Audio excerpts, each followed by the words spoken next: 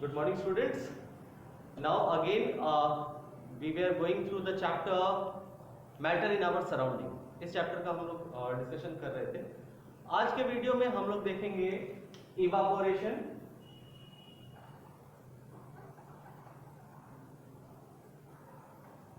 दूसरा पॉइंट देखेंगे factors affecting evaporation. Evaporation and factors affecting evaporation और कुछ एक इसका एप्लीकेशन भी देख लेंगे. ठीक है, and that is all about the chapter. यहां पर आपका चैप्टर फिनिश हो जाएगा. इसके बाद आपका फिफ्थ स्टेट है and fourth state of matter है, that is plasma and Bose Einstein condensate. उसका एक शॉर्ट डिस्कशन है हमारे पास. सबसे पहले बात करते हैं इवापोरेशन की. इवापोरेशन क्या है? इवापोरेशन की अगर हम लोग बात करें तो बेटा evaporation is the same process as boiling. Boiling हमने देखा, बॉइलिंग में हमने क्या देखा था? बॉइलिंग में हमने देखा था water changes to vapour. But एक स्पेसिफिक कंडीशन था कि this conversion is at 100 degree Celsius temperature.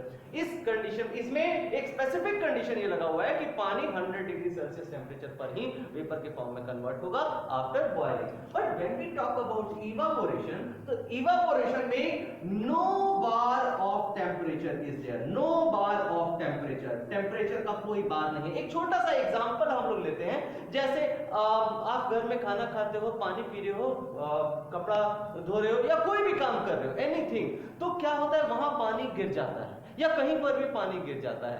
आप वहां पर 100 डिग्री सेल्सियस टेम्परेचर प्रोवाइड नहीं करते हैं ताकि वो सूख जाए. नो, आप नहीं करते हो, लेकिन फिर भी कुछ देर के बाद वो पानी सूख जाता है. Why? क्यों सूख जाता है? Because that is the process of evaporation. वही वो प्रोसेस है जिसको हम लोग इवापोरेशन कहते हैं, जहां टेम्परेचर का कोई बार नहीं होता है बट पानी कन्वर्ट हो जाता है वेपर के फॉर्म में. अब सवाल ये उठता है कि एक जगह हमारे पास स्पेसिफिक है कि 100 डिग्री सेल्सियस टेम्परेचर होना चाहिए, तो दूसरी जगह ऐसा क्यों नहीं है? तो यहाँ पे दूसरे कोई फैक्टर्स होंगे जो कि इसको इफेक्ट कर रहे हैं. तो ये फैक्टर्स अफेक्टिंग इवापोरेशन क्या है जरा देखें. तो सबसे पहला फैक्टर आता है temperature. First is temperature, second is humidity, third is wind speed and fourth is surface area. अब बात करें टेम्परेचर की.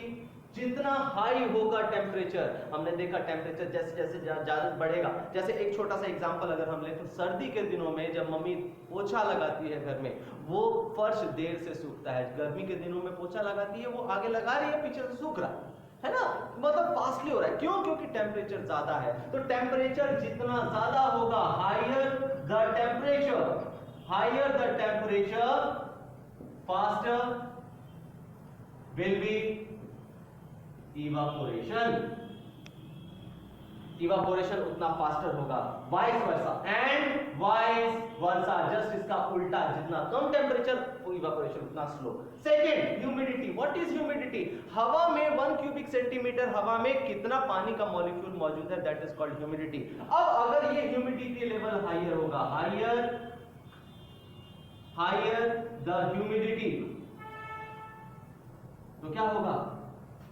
Higher the faster will be the evaporation? No, जितना ह्यूमिडिटी हायर होगा slower the evaporation will be. Evaporation उतना slower होगा. क्यों? क्योंकि पानी का मॉलिक्यूल हवा में ज्यादा है. जब पानी का मॉलिक्यूल ज्यादा है तो कपड़े से वो कम पानी खींचेगा, वो पहले ही सेटिस्फाई हो जाएगा, सैचुरेट हो जाएगा. फॉर एग्जाम्पल, बरसात के दिनों में कपड़े देरी से सूखते हैं रेदर देन गर्मी और सर्दी के दिनों में. क्यों? क्योंकि इन गर्मी और सर्दी के दिनों में हवा का ह्यूमिडिटी लेवल गर्मी और सर्दी में कम होता है रेदर देन बरसात का दिन.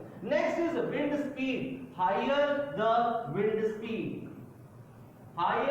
Speed faster the evaporation will be. जितना विंड स्पीड ज्यादा होगा उतना इवापोरेशन, क्योंकि वो तेजी से क्या करेगा, कपड़े के अंदर से पानी के मॉलिक्यूल्स को बाहर निकाल लेगा. जैसे बरसात के दिनों में कपड़ा सुखाने के लिए मम्मी क्या करती है, वो उसको पंखे के नीचे लगा देती है. Next is your surface area. Max the surface area faster the evaporation.